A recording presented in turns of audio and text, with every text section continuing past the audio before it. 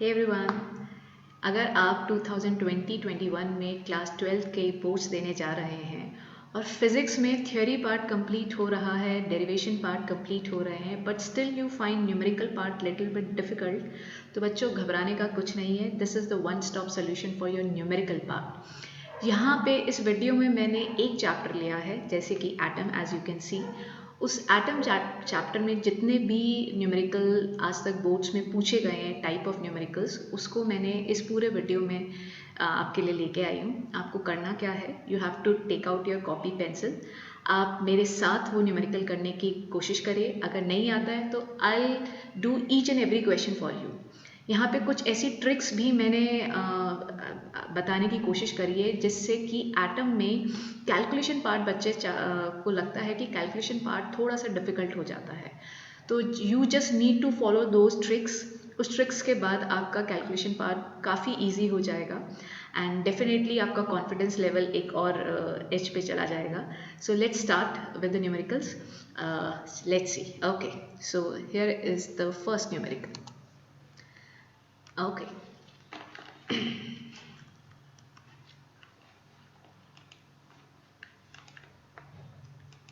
चलिए, तो बेटा this is the first numerical.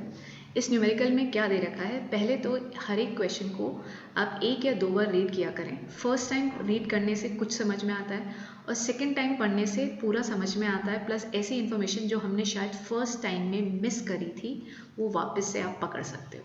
तो ये कह रहा है the ground state energy of hydrogen atom. एक हाइड्रोजन एटम की एनर्जी दे रखी है ग्राउंड स्टेट में, that energy is -13.6 electron volt. ठीक है, what are the kinetic energy and potential energy of an electron in this state. जब इस स्टेट में एक इलेक्ट्रॉन है, अपने फर्स्ट एनर्जी शेल में है, ग्राउंड स्टेट में है, n=1, पहला n=1 क्या होता है बेटू, पहला ऑर्बिट। इस पहले ऑर्बिट में जब इलेक्ट्रॉन घूम रहा है तो उसके पास इतनी एनर्जी होती है। तो ये टोटल एनर्जी है ग्राउंड स्टेट की। आपसे पूछा है पोटेंशियल और काइनेटिक एनर्जी कितनी होती है। तो बच्चे आपको क्या लर्न करना है, जो पोटेंशियल एनर्जी होती है that is negative of kinetic energy, negative and twice, and total energy की भी ट्वाइस होती है। अगर इस तरह का न्यूमेरिकल आता है, आपको ये रिलेशनशिप बहुत अच्छे से याद होनी चाहिए। अगर आपको ये रिलेशनशिप आता है तो ये न्यूमेरिकल ऐसे हो जाएगा। तो देखिए, आप टोटल एनर्जी आपको दे रखी है, तो you can see that kinetic energy क्या होगी, टोटल एनर्जी के बराबर ही होगी, बट साइन अपोजिट हो जाएगा, that is +13.6 electron volt. Relationship देख सकते हैं आप। ठीक है, पोटेंशियल एनर्जी की बात करें तो potential energy is -2 times of kinetic energy. ठीक है, तो बेटा आपकी यहाँ पे काइनेटिक एनर्जी कितनी दे रखी है, 13.6, इसको 2 से मल्टीप्लाई कर दे, you will get 27.2 electron volt. So ये क्वेश्चन बहुत बार एग्जाम में पूछा गया है, 2 मार्क्स में आता है ये क्वेश्चन। 2010 में ही नहीं, आगे पीछे और भी बहुत बार ये पूछा गया है, प्लस ये कॉम्पिटिटिव एग्जाम में भी ये क्वेश्चन पूछते हैं। तो आई होप ये न्यूमेरिकल क्लियर है सब बच्चों को। याद क्या रखना है, दिस इज द रिलेशनशिप। ये रिलेशनशिप याद रखिए। अगर ये MCQ टाइप में भी बन के आता है तो इसी रिलेशनशिप से ये क्वेश्चन 2 मिनट में हो जाएगा आप लोगों का। चलिए नेक्स्ट क्वेश्चन की तरफ मूव करते हैं। Find the ratio of the energy of photon produce due to transition of an electron of hydrogen atom from its second permitted energy level to the first permitted energy level and the highest permitted energy level to the first permitted level। बेटा second permitted का मतलब है n=2, first permitted का मतलब है n=1, highest permitted level का मतलब होता है बेटा n=∞। ठीक है, इसके अंदर ये छोटी छोटी चीज़ें आपको पता होनी चाहिए।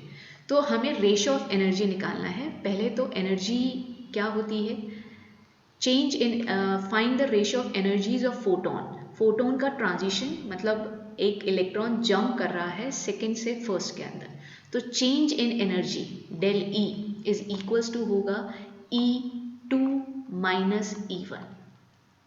एक केस में होगा, इसको आप E' ले लीजिए, और दूसरा होगा ट्रांजिशन एनर्जी का इन्फिनिटी से 1 के अंदर।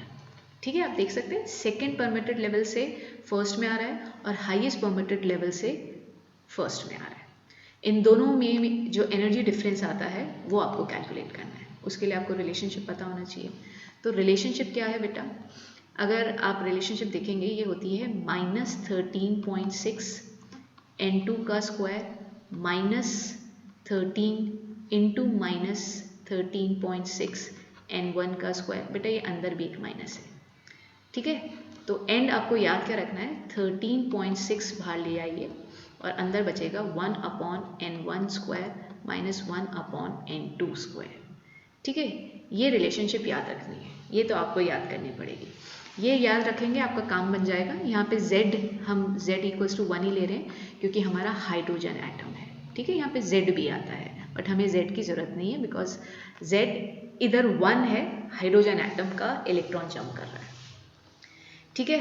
तो आप पुट करेंगे डेल ई डैश की बात करें तो बेटा वो कितना आ जाएगा 13.6 1/1 का स्क्वायर -1/2 का square, that will give you 13.6।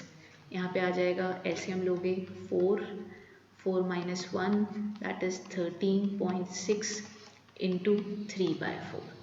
अब इसकी भी निकाल लीजिए इसी तरीके से 13.6 n1 square -n2 square.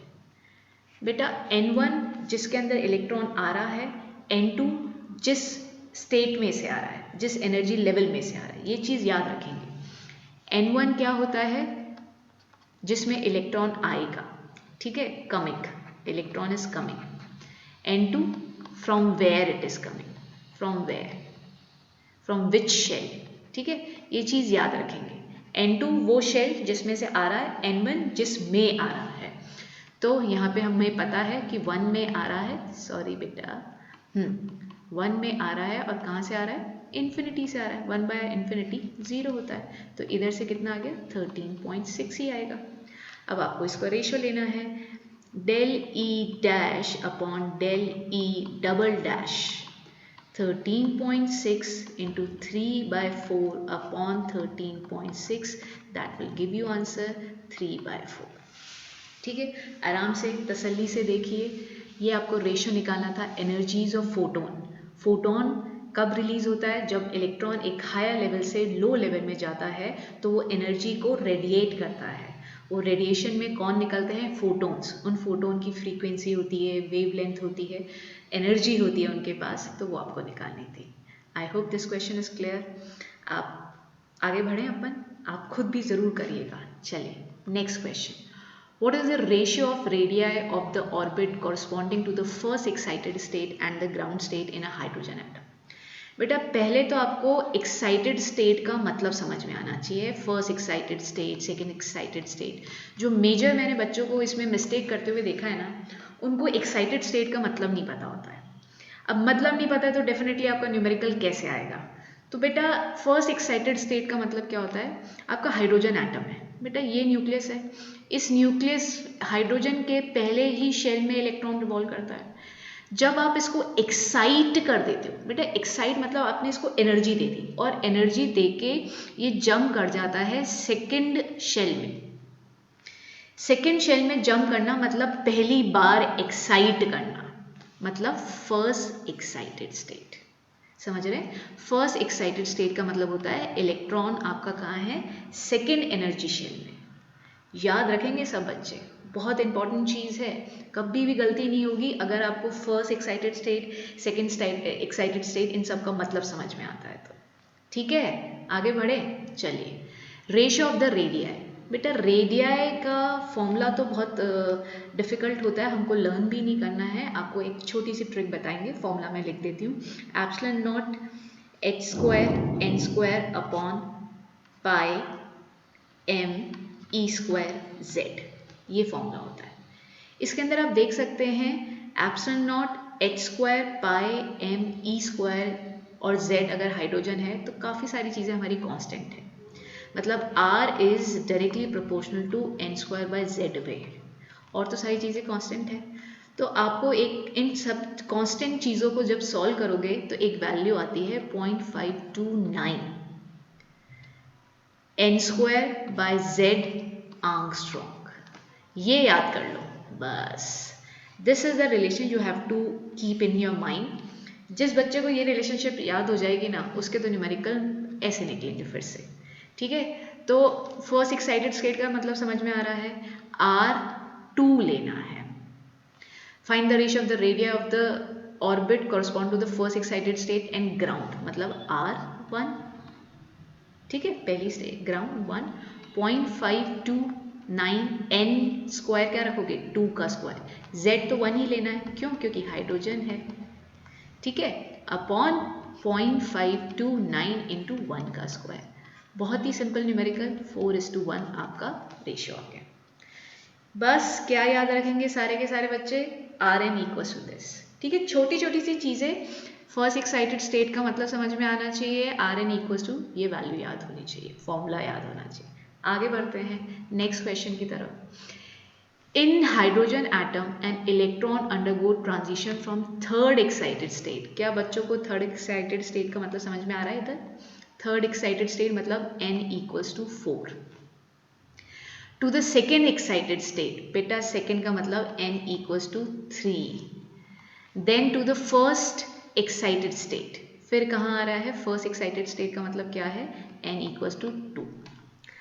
Identify the spectral series to which this transition belong, ये किस ट्रांजिशन को बिलोंग करता है, and find out the ratio of the wavelength, ठीक है, ऑफ द एमिटेड रेडिएशन। देखो जरा, बहुत सिंपल है। पहले तो ट्रांजिशन देखिए कहाँ से कहाँ हो रहा है, स्टार्ट करते हैं अपन। ठीक है, पहला कह रहा है कि स्पेक्ट्रल सीरीज बताओ। स्पेक्ट्रल सीरीज का मतलब होता है लेमन सीरीज है, पास्चन सीरीज है, ब्रैकेट है, P1 है, ये नाम बताने, बामर है। तो ये आपको धीरे धीरे, अब जैसे हमें पता लग गया है, पहले तो इलेक्ट्रॉन फोर्थ से n इक्वल्स टू 3 में आ रहा है। बेटा ये कौन सी सीरीज होती है, this is your Paschen series. ठीक है, ये पहला पार्ट तो पास्चन सीरीज को बिलोंग करता है। फिर आपका सेकेंड पार्ट में अगर आप ध्यान दीजिए तो इलेक्ट्रॉन n इक्वल्स टू 3 से फिर 2 में गिरेगा। ठीक है, यही बोल रहा है 3 से 2 में गिरेगा। तो बेटा 3 से 2 मतलब बामर सीरीज। तो this is the answer of your first part, जिसके अंदर आइडेंटिफाई द स्पेक्ट्रल सीरीज लिखा हुआ है, आप देख सकते हो, है ना, दिख रहा है सब लोगों को। आगे बढ़े, ठीक है, एक मिनट रुकिएगा बच्चों। ठीक है, तो ये कह रहा है find out the ratio of the wavelength of the emitted radiation in the 2 cases. ठीक, फिर से एक रिलेशनशिप वेवलेंथ की। जब इलेक्ट्रॉन पास्चन मतलब 4 से 3 के अंदर आ रहा है, पास्चन सीरीज, इधर जो P है वो पास्चन सीरीज को बिलोंग करता है। तो आपको फॉर्मूला एक याद रखना है। फॉर्मूला क्या है बेटा, R Z स्क्वायर। बेटा Z आपको पता ही है, इधर क्या है, Z आपका 1 ही है। ठीक है, क्योंकि हाइड्रोजन एटम ही लिया है, तो मैं इसको हटा भी सकती हूँ। लेट मी रिमूव दिस, इसकी ज़रूरत ही नहीं है। ठीक है, क्योंकि इधर हम हाइड्रोजन ही ले रहे हैं। ओके, चलिए, तो R, ये रिलेशनशिप याद रखेंगे, in bracket 1/n1 square minus 1/n2 square. ठीक है, ये सब बच्चों को याद रहेगा। दिस इज द रिलेशनशिप, ये पहली रिलेशनशिप आपको याद होनी चाहिए। n1 का मतलब अभी भी वही है जिसमें इलेक्ट्रॉन आ रहा है। अगर मैं इसके अंदर बोलूं तो दिस इज n1 और दिस इज n2। ठीक, चलिए, 1/λp is equals to r 1/n1 3 का स्क्वायर माइनस 1/4 का स्क्वायर। ठीक है, कैलकुलेशन फटाफट, 1/9 माइनस 1/16। तो बेटा आप इसको सॉल्व कर लोगे तो मैं डायरेक्टली रिजल्ट लिख लेती हूँ, अपना टाइम सेव हो जाएगा। 1/λp की वैल्यू आपकी यहाँ पे आ जाएगी 7/144। ठीक है, 9 और 16 का एलसीएम लेके ये आ गया पार्ट। सेकेंड पार्ट बामर सीरीज की बात करते हैं बेटा। बामर सीरीज में 1/λb, जब इलेक्ट्रॉन जंप कर रहा है थर्ड से सेकेंड में, r 1/n1 square minus 1/n2 square. ठीक है, r n1 क्या है 2 का स्क्वायर और n2 क्या है 3 का square, that is r 1/4 minus 1/9। बेटा आप इसको सॉल्व करेंगे तो दैट विल गिव यू 5/36। ठीक है, आई होप यहाँ तक सबको क्लियर है। अब ये सेकेंड पार्ट क्या रहा है, find out the ratio of their wavelength, इनकी वेवलेंथ का रेशियो निकालो। तो अगर आप जो भी निकालना चाह रहे हैं, Paschen lambda P upon lambda B निकालना चाह रहे हैं, तो देख लीजिए यहाँ पे आपको करके दिखा देते हैं।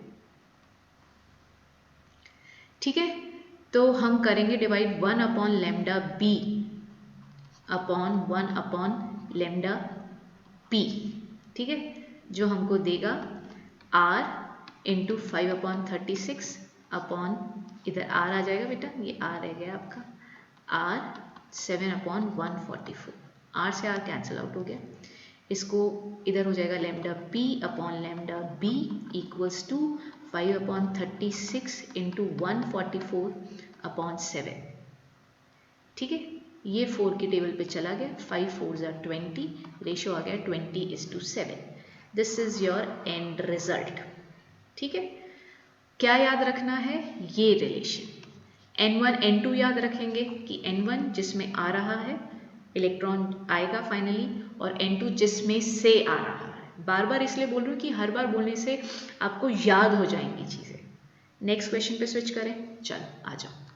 Next question, when an electron in hydrogen atom jump from third excited state, क्या बच्चों को समझ में आ रहा है, थर्ड एक्साइटेड स्टेट मतलब n equals to 4 to the ground state, how would the de Broglie wavelength associated with the electron change?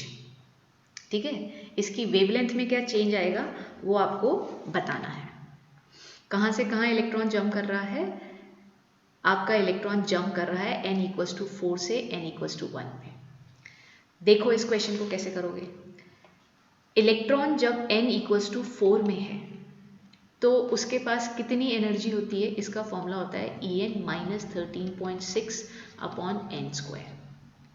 तो E4 का मतलब क्या है, माइनस 13.6 अपॉन 4 का स्क्वायर। किस में आ रहा है, E1 that is minus 13.6 upon 1 का स्क्वायर। ठीक है, ये रिलेशनशिप है, ये सब इलेक्ट्रॉन वोल्ट में चल रहा है। de Broglie हाइपोथेसिस अगर आपने पढ़ी हो तो बेटा वो क्या बताता है, lambda is equals to h upon P, where P क्या होता है, momentum. Momentum is equals to under root 2m into kinetic energy. अभी जो हमने फर्स्ट न्यूमेरिकल किया था उसमें हमने आपको बताया था क्या कि जो काइनेटिक एनर्जी होती है, टोटल एनर्जी होती है, वो वैल्यू सेम होती है ना। तो जो ये पोटेंशियल ये सारी ये क्या है, ये टोटल एनर्जी है। टोटल एनर्जी काइनेटिक एनर्जी के बराबर ही होती है, बट साइन अपोजिट होते हैं। काइनेटिक एनर्जी पॉजिटिव में होती है, याद रखेंगे ये रिलेशनशिप। ठीक है, ये रिलेशनशिप de Broglie की है, ये रिलेशनशिप de Broglie की है, और ये रिलेशनशिप आपने पहले भी देखी होगी 11th क्लास में भी कि momentum is equals to under root 2m ke। ke is kinetic energy. अब हमसे पूछा है कि लेमडा 1 और लेमडा 2 बताइए, मतलब जब फोर्थ से फर्स्ट में आ रहा है, how would the de Broglie wavelength associated with the electron change. क्या इसका रेशियो बता दीजिए, कुछ भी बता सकते हैं आप। ठीक है, तो आप देख सकते हैं लेमडा 1 अगर हम बात करें, लेमडा 1 अपॉन लेमडा 2 की इस रिलेशनशिप में अगर मैं लेमडा रखूं h upon under root 2m के ई की बात करें बेटा, तो लेमडा और काइनेटिक एनर्जी में क्या रिलेशनशिप है, अपोजिट। मतलब ऊपर आ जाएगी 2 की एनर्जी और नीचे आ जाएगी 1 की एनर्जी। अब एनर्जी और n में क्या रिलेशनशिप है, फिर से इन्वर्स है। तो लेमडा 1 अपॉन लेमडा 2 में क्या रिलेशनशिप हो जाएगी, इन टर्म्स ऑफ n बेटा ये हो जाएगी n1 square upon n2 square. Confuse तो नहीं हो रहे बच्चे। आप देखिए लेमडा और काइनेटिक एनर्जी में इन्वर्स रिलेशन, तो इधर लेमडा 1 अपॉन लेमडा 2 है, तो इधर क्या आएगा, काइनेटिक एनर्जी 2 की डिवाइडेड बाय काइनेटिक एनर्जी 1 की। एनर्जी और n में क्या रिलेशनशिप है, फिर से इन्वर्स, तो ये फिर से इन्वर्स होकर क्या हो जाएगा, n1 square upon n2 square. n1 कौन सी स्टेट है, पहली। n2 कौन सी है, fourth, third excited state fourth. तो इधर लेमडा अपॉन दोनों की de Broglie वेवलेंथ जो फोर्थ एक्साइटेड स्टेट में जो इलेक्ट्रॉन जब वहाँ से आ रहा है और सेकंड में है इलेक्ट्रॉन फर्स्ट में है, तो बेटा क्या लेमडा में रिलेशनशिप है 1/2, ठीक है 1/2। अब जस्टिफाई योर आंसर, एक मिनट रुकेगा, एक मिनट, हम इसको चार्ज पे लगाते हैं।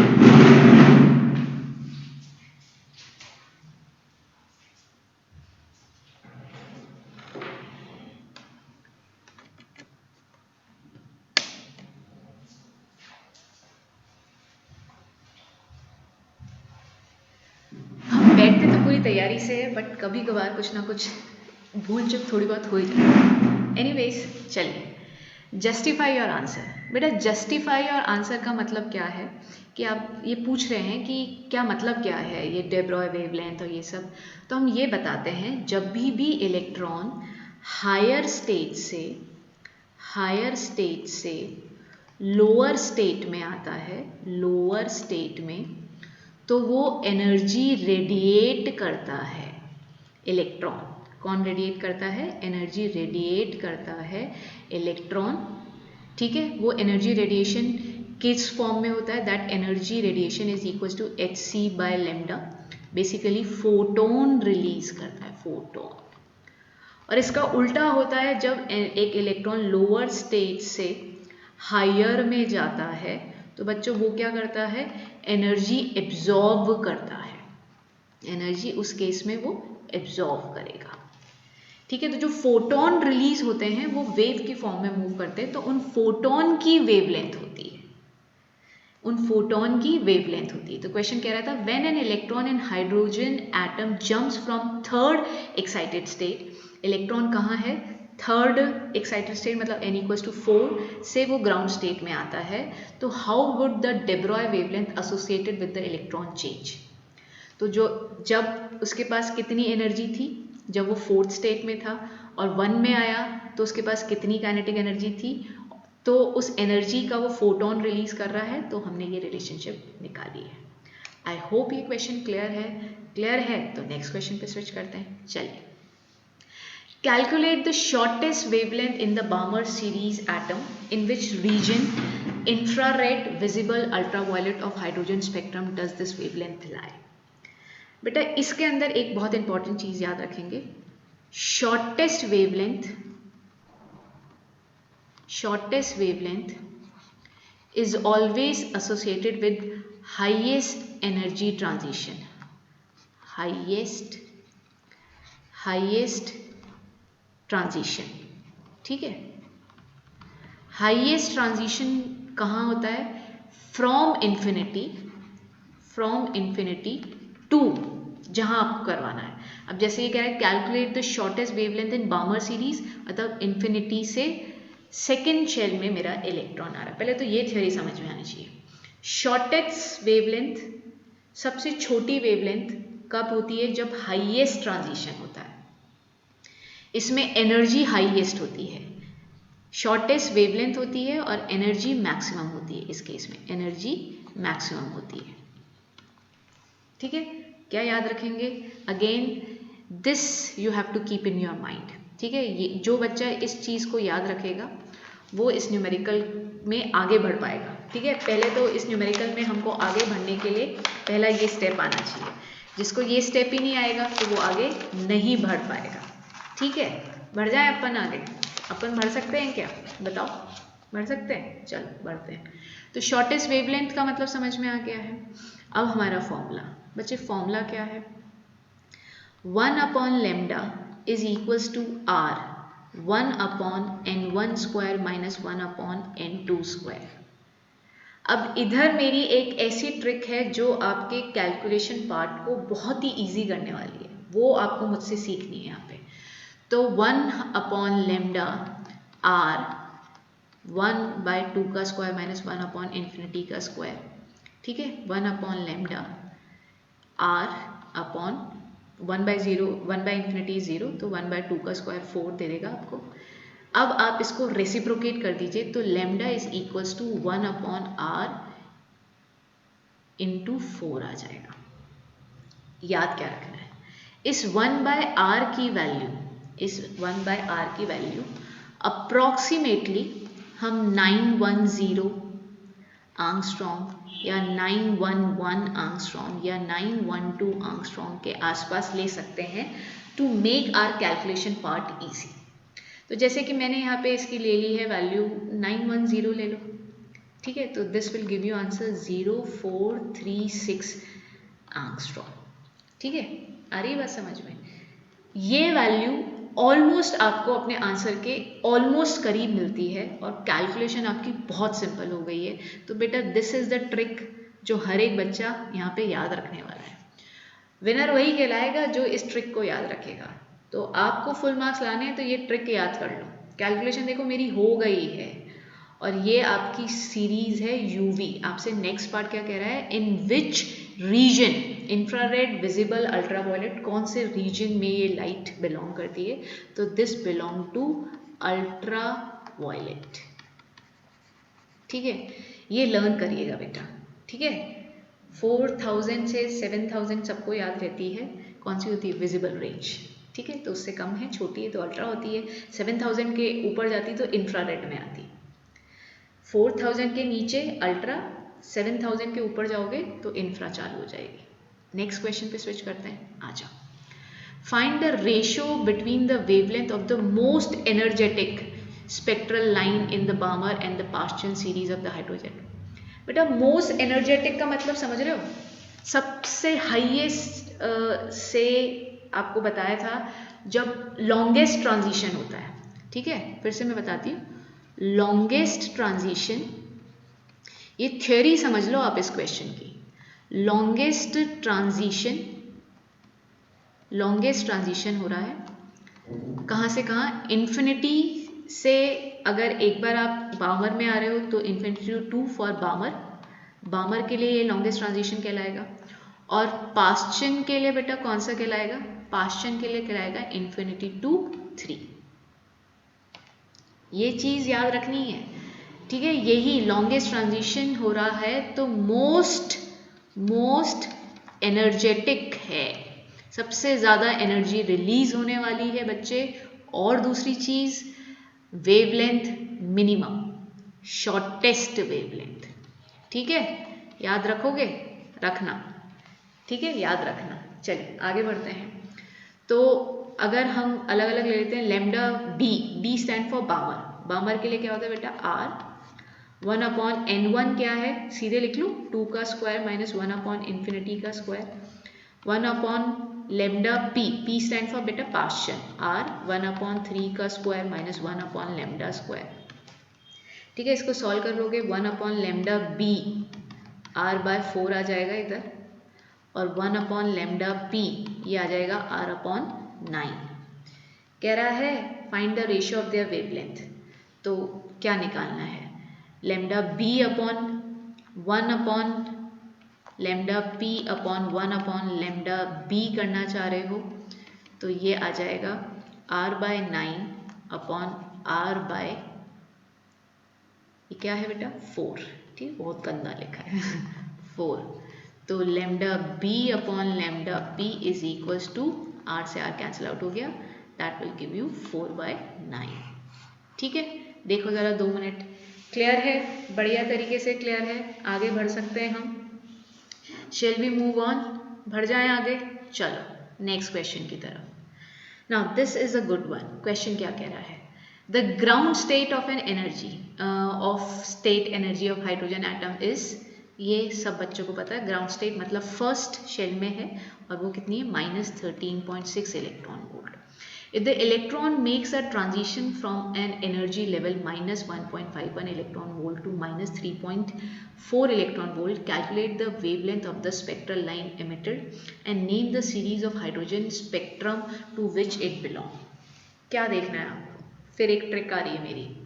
अच्छा, अगर आपको थोड़ी सी भी एनर्जी याद हो कि फर्स्ट शेल में कितनी होती है, -13.6, फिर इलेक्ट्रॉन सेकेंड में है तो ये होती है -3.4 इलेक्ट्रॉन वोल्ट। फिर अगर n = 3 के अंदर है, थर्ड स्टेट में है, एनर्जी लेवल में है, तो ये होती है -1.51 इलेक्ट्रॉन वोल्ट। और फिर फोर्थ में होती है तो ये -0.85 electron volt. I want every बच्चा टू लर्न दिस एनर्जीज। पहला N1 पहले शेल में, दूसरे शेल में, तीसरे शेल में। बहुत मज़ा आएगा अगर ये लर्न हो जाएगी, कैलकुलेशन बहुत इजी होएगी और कॉन्फिडेंस लेवल एक अलग ही एज पे होगा। ठीक है, चलिए। इलेक्ट्रॉन जंप कर रहा है यहाँ से यहाँ में, ठीक है। तो del E represent the amount of energy released. जब एक इलेक्ट्रॉन हायर से लोअर में जंप करता है तो वो एनर्जी रिलीज करता है। हायर इधर कितना है, -1.51, माइनस ऑफ -3.4 में जंप कर रहा है बेटा। इसका ये मतलब 3.4 माइनस 1.51 आएगा। This will be equal to 1.89 electron volt. आपको पूछा है किस वेवलेंथ, क्या वेवलेंथ निकल रही है, तो इसको याद करेंगे।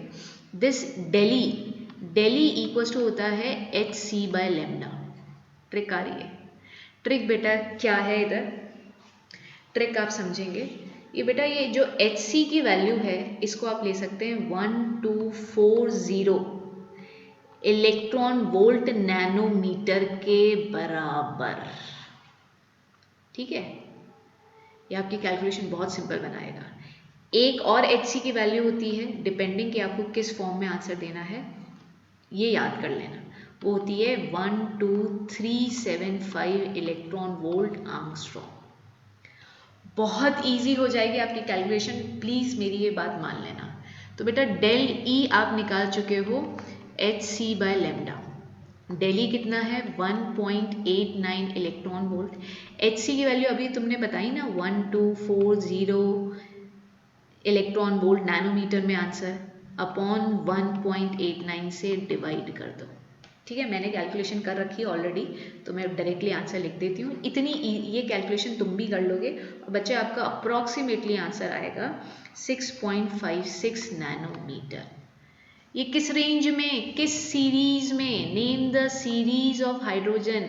ये तो सब बच्चों को याद होती है, विजिबल रेंज है हमारी 400 to 700 नैनोमीटर वाली, है ना। तो this belong to Balmer series, याद रखेंगे। विजिबल रेंज जो भी बोलना चाहो।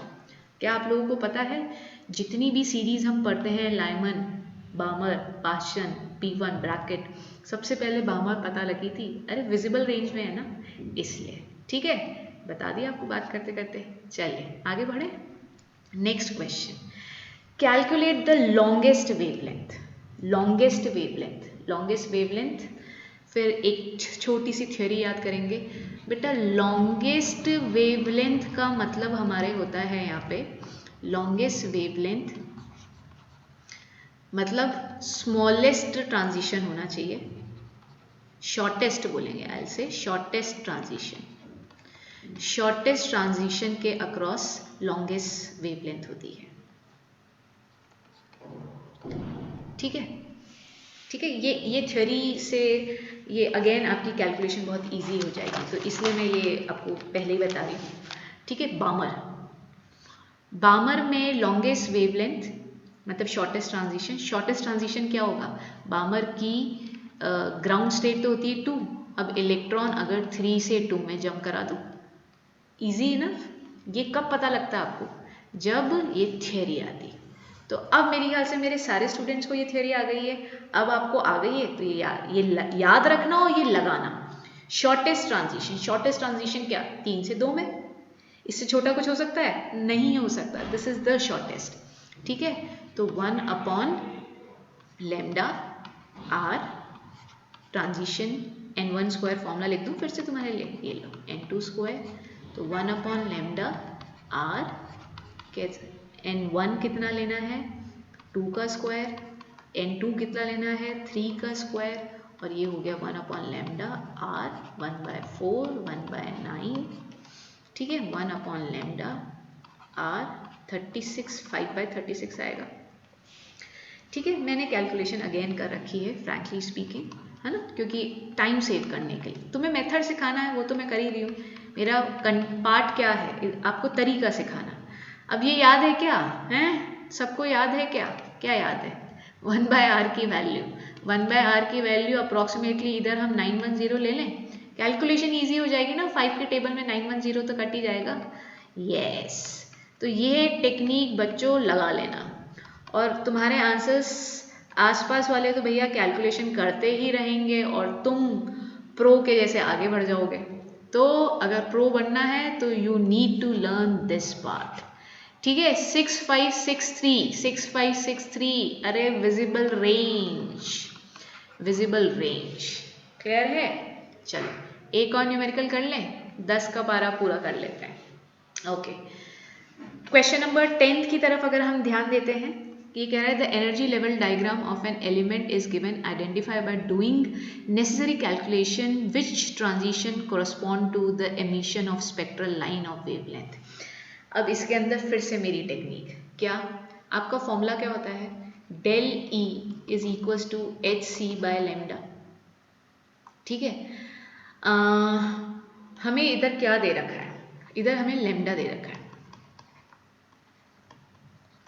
तुम्हें क्या मैंने एच सी की वैल्यू याद कराई है अभी, 1240 इलेक्ट्रॉन वोल्ट नैनोमीटर, बस ये वैल्यू इधर पुट कर दो। 1240 अपॉन लेमडा आपको दे रखा है 102.7, तो बेटा ये आपकी अप्रॉक्सीमेटली 12.1 इलेक्ट्रॉन वोल्ट के बराबर आ जाएगी। ठीक है, 12.1। अब आपको क्या करना है, आपको ए बी सी डी बता रखा है। ए बी सी डी मतलब जब इलेक्ट्रॉन फोर्थ से थर्ड में जंप करता है तो जो एनर्जी रिलीज करता है वो बता रखी है। इन सब को ऐसे कैलकुलेट करके देखोगे तो आपने देखा जो ट्रांजिशन थर्ड से फर्स्ट में हो रहा है, थर्ड से फर्स्ट में मतलब जब इलेक्ट्रॉन E3 से, जब इलेक्ट्रॉन E3 से E1 में आता है तो -1.5 माइनस और -13.6 को करोगे बेटा तो this will give you 12.1 electron volt. आ गया क्या आंसर, समझ में आया। तो ये आपसे पूछा था ये जो एमिशन स्पेक्ट्रम है ये कौन सी ट्रांजिशन को बिलोंग करता है, तो सब बच्चे क्या लिख के आएंगे, बड़ा बड़ा डी लिख के आ जाना कि ये डी को बिलोंग कर रहा है, क्योंकि डी में जो एनर्जी डिफरेंस आ रहा है थर्ड से डेल ई, ये वाला डेल ई और ये वाला डेल ई बराबर है, तो इलेक्ट्रॉन का ट्रांजिशन कहाँ से हो रहा है, थर्ड से फर्स्ट। तो आई होप ये 10 न्यूमेरिकल से आपको काफ़ी आपका कॉन्फिडेंस बूस्टअप हो गया होगा। अगर हाँ तो बहुत अच्छी बात है, and please do let me know on the comment section कि आप नेक्स्ट चैप्टर सबसे पहले कौन से नेक्स्ट चैप्टर के और न्यूमेरिकल देखना चाहोगे। ठीक है, I will try my level best कि मैं मैक्सिमम चैप्टर्स के न्यूमेरिकल आपके साथ कवर कर लूँ, सो दैट आपका कॉन्फिडेंस बूस्ट होगा तो ऑटोमेटिकली मुझे बहुत अच्छा लगेगा, क्योंकि स्टूडेंट्स को कुछ मिलता है तो टीचर तो इनडायरेक्टली बहुत ज़्यादा खुश हो जाता है। ठीक है, तो बच्चे पढ़ाई करो, पढ़ाई करने का समय आ चुका है। यू हैव 3 मंथ, मस्त खूब जम के पढ़ाई करो, और जो भी प्रॉब्लम हो मुझे बताइएगा, मैं सारी प्रॉब्लम अपने लेवल पे सॉल्व करने की 100% कोशिश करूँगी। चलिए, बाय एवरीवन।